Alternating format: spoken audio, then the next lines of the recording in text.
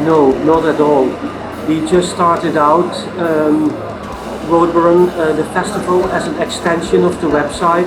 All we wanted to do was to convey the look and the feel of the website onto the stage. And we started out as a very small festival and literally had no idea what would happen. We had no blueprint or no ideas for the future, and we just went along. And fast forward 20 years later, and now there is Roadburn, and it has become this festival that I hadn't envisioned 20 years ago. I'm proud and scared at the same time.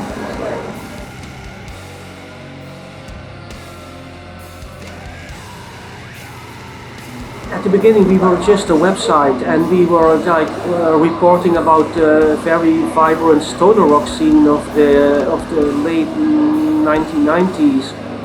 And a friend of ours, he had a small bookings agent, and he approached us and he said like, well, we have Cathedral, Orange Goblin and Terra Firma on tour. Should we add like 2 or 3 Dutch bands and turn it into a Roadburn festival? We had something, we can invite Beaver and 35007 and Celestial Season, and we turned it into a festival just because we wanted, as I said, to convey the look and the feel of the website.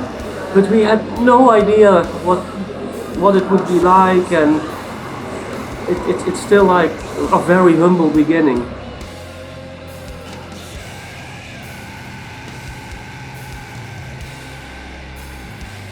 At the beginning we just wanted to create a website with beautiful artwork that was that was depicting the scene. We wanted to have bands writing their own stories for the website. That's what basically was the plan. There was even, as I said, no mention of a festival at all, and then it became a festival as well as the website. And throughout the years the website became more and more synonymous of the festival. So the original website is long gone, and Roadburn, the website, is now more like a vehicle for the festival. But still, it all happened very gradually and very naturally.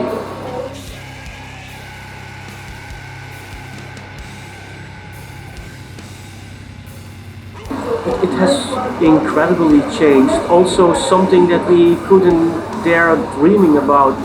We started out as this stoner rock doom festival, and especially we wanted to be part of that very exciting stoner and doom scene. Then in 2007 we were able to book Neuroses and the Melvins, and then suddenly we were tapping into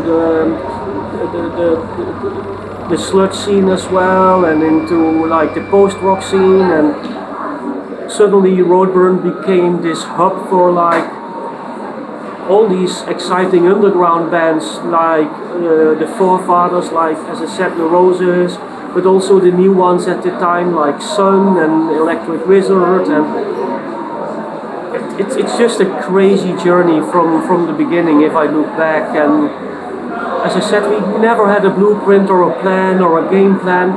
We just went along with what happened, and sometimes I still cannot believe that it just all happened and that we are still here, and that Roadburn is being so important for so many people, as it is important for me as a music fan.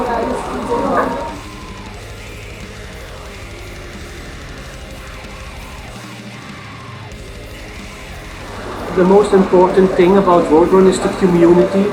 All we would ever wanted was, when we started the website, to be a platform for this community.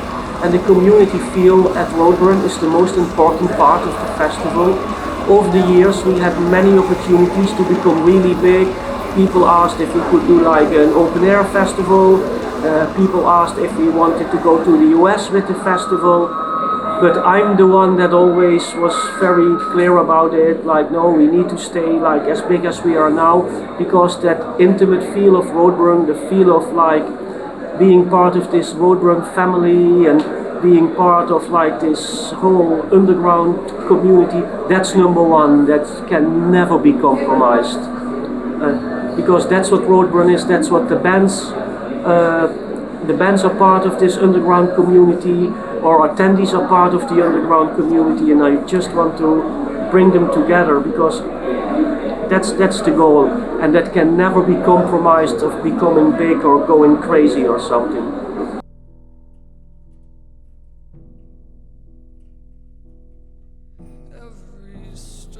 I'm super excited about the next edition because I wanted to incorporate new elements to Roadburn and bring other music to Roadburn as well. Music that is also heavy, but not heavy like riff-laden heavy, but heavy in emotions or heavy in dark electronics.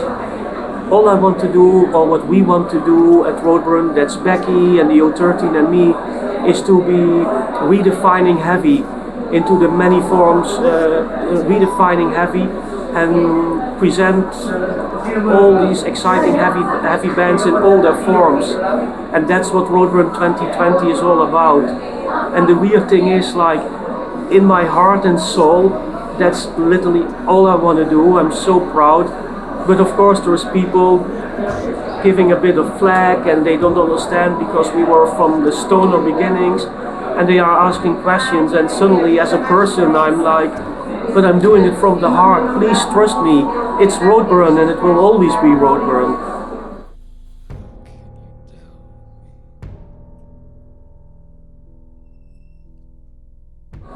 I hope so. I'm still working on a lot for 2020, together with both the curators, Emma Rundle and James Kent, Perturbator, and fingers crossed that the things that we have in mind will work, as we really want to come up with a very beautiful festival.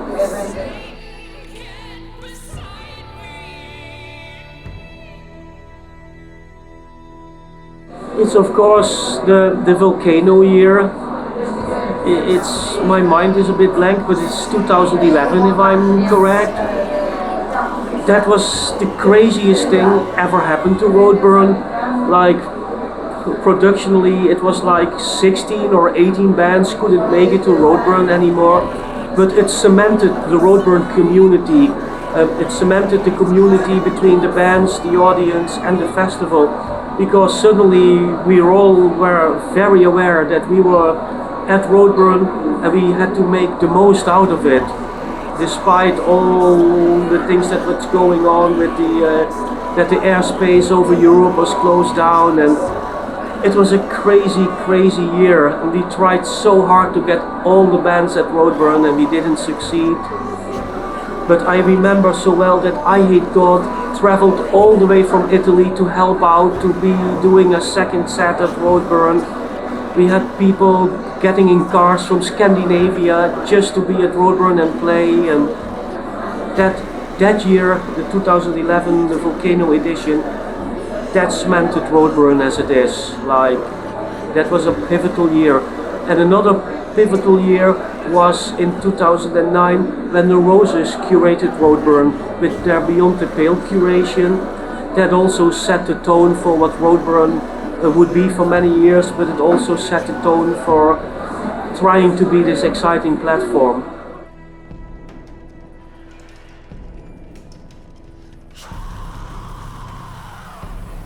They will bring a lot of youthful energy to Roadburn. They have a different take on what heavy is.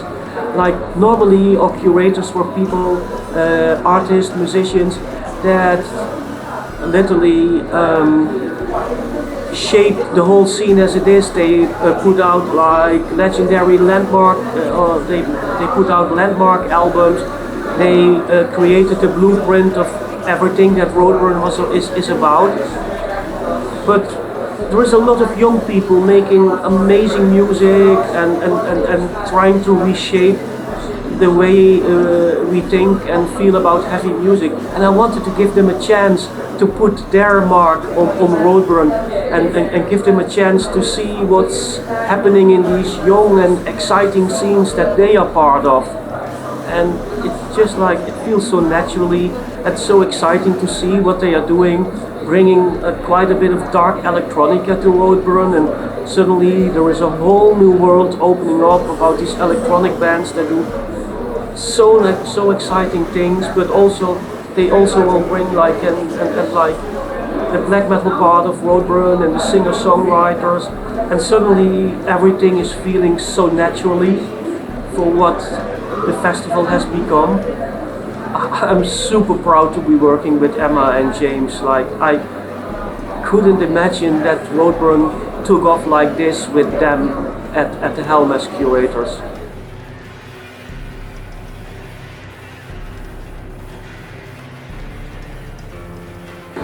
I don't know else what to do.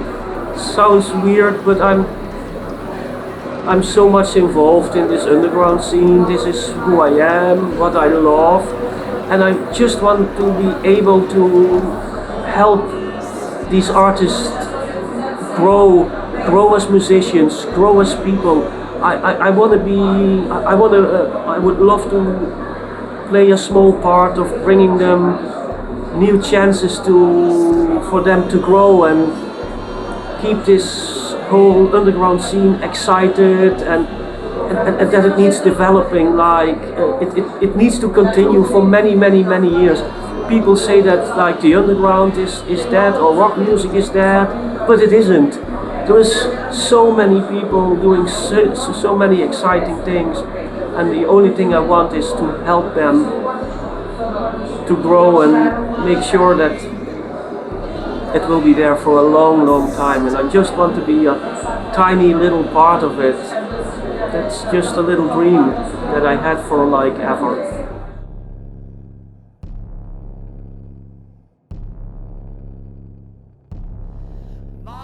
Helping bands, giving them a platform to grow, as I said, as artists, as musicians, and to bring them all together. That's what I like too. I love to connect like bands and fans and press and industry people, and just bringing them together as one big scene, one big family, and just celebrate this amazing underground culture. That's Roadburn.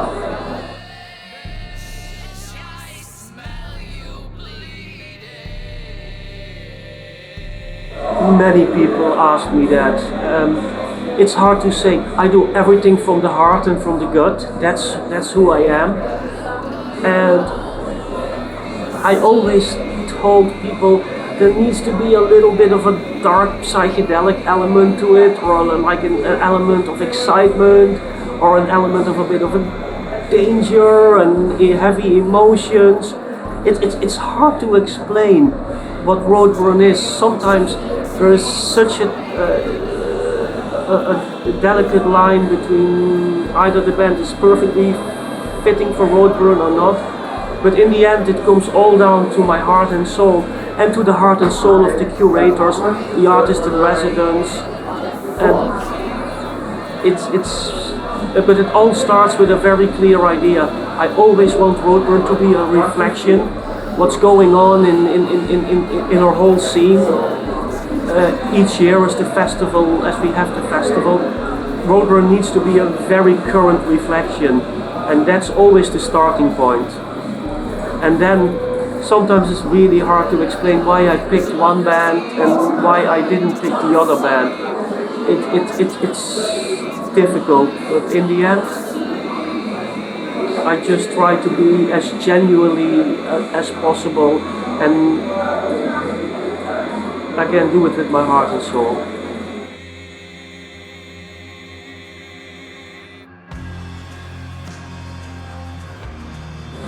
I think it's super healthy, and there's super exciting things going on.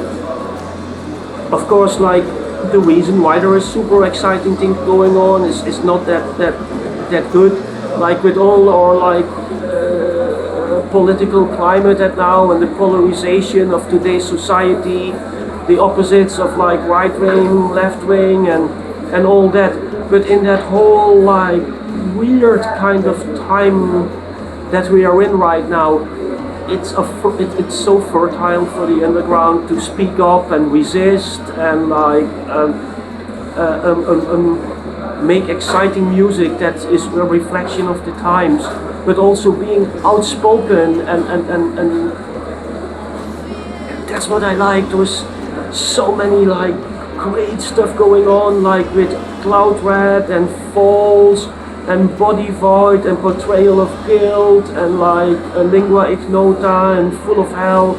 It's all these dark underground stuff. It's not like only riff heavy, but it's also like really charged, emotionally charged, and it's a resistance. And I don't want Roadburn to be a political festival, but I love that there is bands that have something to say, that there is a story behind the music, that they feel the urge and the need, and that was missing a bit from the underground for a couple of years. Was lacking a little bit, but the urgency to speak out, that's so good at the moment.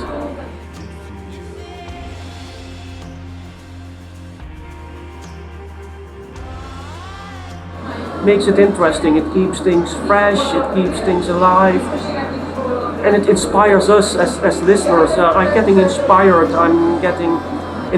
to actually see what's going on, and it makes me like a better person in a way, because sometimes I'm a bit of a withdrawn guy, and with the help of this music I dare to show myself much more and talk about stuff that I think is really rather important. So yeah, that whole scene is such a part of who I am.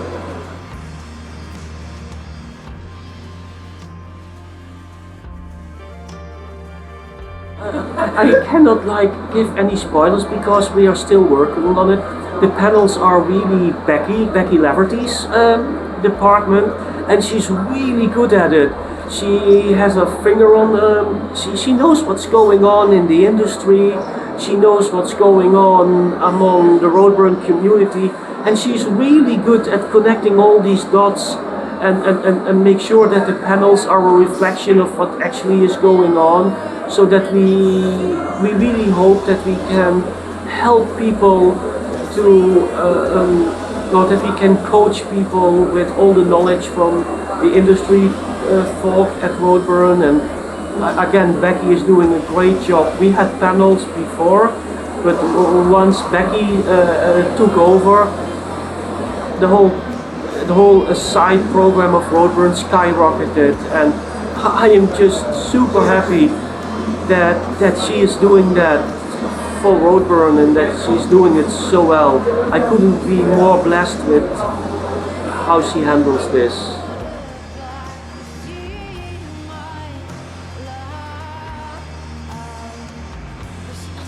That's a hard question. It's like I have many dreams, but I had dreams on different levels. Like I'm not only this underground guy, I also love like a lot of 70s rock, and of course I had a dream that ZZ Top wants to play Roadburn once, but of course I always also want to have Nick Cave at Roadburn, or like Dead Can Dance, or Massive Attack, or Portishead, and do like commissioned kind of music projects with these people, but they are so big and it's so out of our league. But I still hope, like, imagine like one evening headlined by Massive Attack, playing Mezzanine, which they have done on tour already, but that's something I wanted for years.